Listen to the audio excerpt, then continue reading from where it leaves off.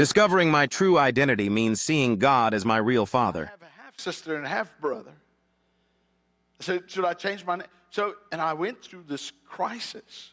Talk about the daddy issue. I mean, for months, I was like, I don't really know who I am now, and what do I do with this? And that's when the Spirit of God spoke to me one day, said to me, Arthur, I am your real daddy. If you want to find identity of who you really are, then find out that I am your real daddy and forget about all of that other stuff.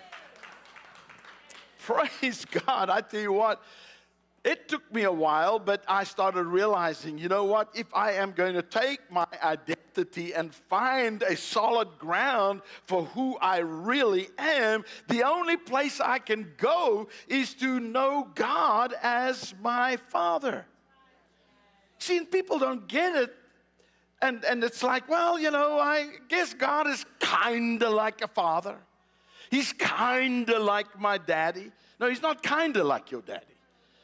It's not just, well, you know, kind of, there's some kind of resemblance to a father. He is your real daddy.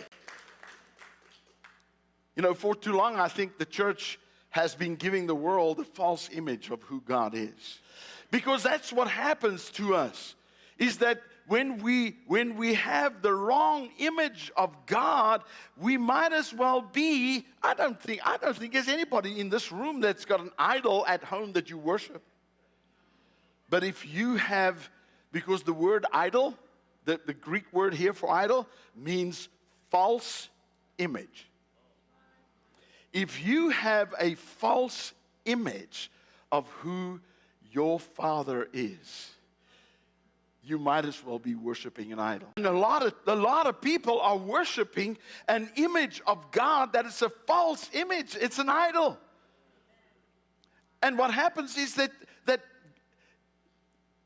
really God cannot manifest in your life when you're worshiping Him and not seeing Him for who He really is.